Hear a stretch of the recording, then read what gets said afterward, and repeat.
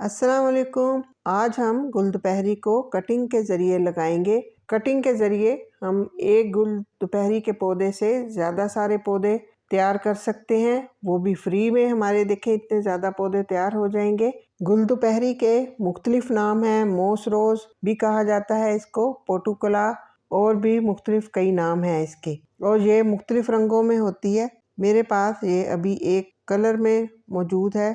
गुलदुपहरी के ऊपर अक्सर देखने में है कि छोटे छोटे फूल ग्रो करते हैं। अगर आप चाहते हैं कि इसके ऊपर बड़े बड़े फूल आए, साइज फूल का बड़े साइज का हो, तो फिर इसमें मैं आपको तरीका बताऊंगी गुलदुपहरी की किस तरीके से केयर करनी चाहिए, बड़े फूल इसके ऊपर किस तरीके से आएंगे और किस तरीके से आपकी कटिंग कामयाब होगी, ये भी मैं आपको बताऊंगी। इसकी कटिंग बहुत ही आसानी के साथ ग्रो करती है। कटिंग लगाना बहुत इजी है, तो आप भी बड़े इजी तरीके से अपने घर में गुलदुपहरी को कटिंग के ज़रिए लगा सकते हैं। तो ये देखें, मेरे पास भी ये पोट के अंदर, एक बास्केट के अंदर मैंने इसको लगा रखा है। और माशाल्लाह से ये भी पहले बहुत ही चंद टहनियाँ थी, चंद शाखें थी जो मैंने इसकी लगाई थी। उसके बाद ये देखते ही देखते पूरा जो बास्केट थी, वो पोट जो हमारा पूरा था वो भर गया इससे। इसको ग्रो करने का तरीका ये है कि ये देखें, इसकी लंबी लंबी टहनियाँ हैं, इनको कट कर लेंगे।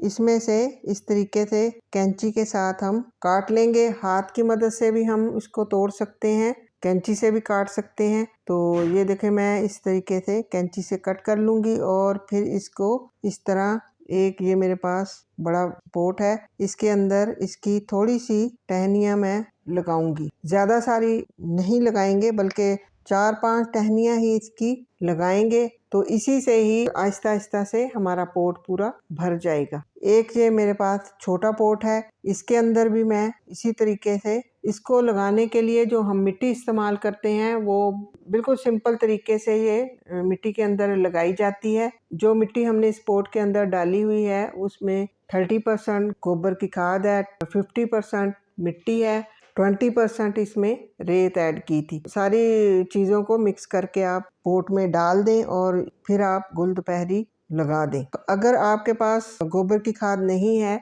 तो फिर भी आप इसको लगा सकते हैं। बाद दफ़ा खाली अगर आपके पास मिट्टी है तो ये मिट्टी, खाली मिट्टी के अंदर भी ग्रो हो जाएगी, मिट्टी के अंदर ही आप लगा सकते हैं। छोटे पोट के अंदर भी हमने इसी तरह से मिट्टी तैयार करके डाली हुई है, और इसमें भी मैं इसकी, ये देखें, शाखें इस तरीके से हम पीछे से इसको, पीछे वाली जो इसके पत्ते से लगे होते हैं, इनको हम उतार देंगे। उतारने के बाद फिर पोट के अंदर एक एक करके टहनियाँ हम लगा देंगे इसको जो लंबी टहनी है उसको दरमियान में से काट लें। काट के 2 हिस्सों में भी हम इसको काट के लगा सकते हैं, कोई इसको लगाने में मसला नहीं है। और जड़ के साथ भी अगर आप लगाना चाहें तो आप पोट के अंदर से जड़ में के साथ भी इसको लगा सकते हैं। इसमें चले जी, अब हमने ये पोट में लगा दिया इसको, और इसको पानी दे देते हैं। पानी का आपने ये ख्याल रखना है पानी देते हुए कि पानी भर भर कर नहीं इसको देना, बस, क्योंकि इसको गुलदुपहरी को ज़्यादा पानी की ज़रूरत नहीं होती।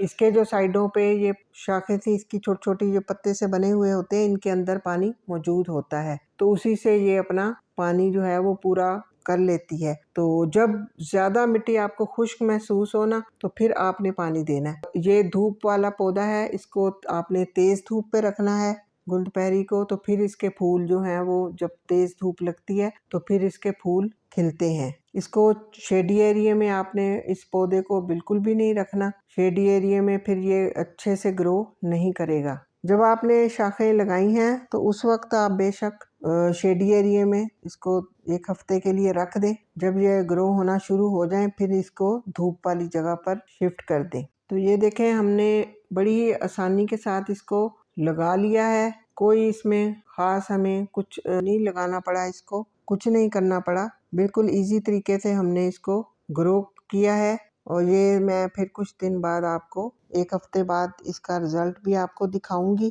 तो ये आप देखें, 1 हफ्ते बाद अब हमारी ये गुलदुपहरी माशाल्लाह पहले से जो टहनियाँ हमने लगाई थी वो बड़ी हो गई हैं, और अब ये आहिस्ता आहिस्ता देखते ही देखते पूरा पोट हमारा भर जाएगा। तो आपने देखा कितने आसानी से हमने इसको लगाया है। और आप भी इसी तरीके से अपने घर में गुलदुपहरी को एक, अगर आपके पास पौधा है तो एक पौधे से ही आप कटिंग के जरिए ज़्यादा सारे पौधे तैयार कर सकते हैं। गुलदुपहरी के ऊपर बड़े साइज के फूल आए, मुख्तलिफ किस्म के इसमें फर्टिलाइज़र डलते हैं। तो मैंने भी एक फर्टिलाइज़र की गुलदुपहरी के ऊपर वीडियो बना के डाली हुई है, वो आप देखें। तो मैंने भी ये फर्टिलाइज़र देखें वही वाला इस्तेमाल किया जो ऑर्गेनिक फर्टिलाइज़र है। तो उससे इसके फूलों का जो साइज़ था वो बड़ा होना शुरू हो गया है और ये ज़्यादा फैलती है पॉट के अंदर। इसका साइज़ जो टहनियों का वो भी ज़्यादा बड़ा हो जाता है फर्टिलाइज़र से। तो इसलिए आप इसमें फर्टिलाइज़र का इस्तेमाल कुछ दिनों बाद किया करें ताकि इसका साइज़ भी बड़ा हो और गुलदुपहरी ज़्यादा पॉट के अंदर फैली हुई नज़र आए। अगर आप मेरे चैनल पर नए हैं तो गार्डनिंग विद गुलेराना को लाइक और सब्सक्राइब करना मत भूलिएगा। मिलते हैं एक नए पौधे के साथ। दुआओं में याद रखिएगा। अल्लाह हाफिज़।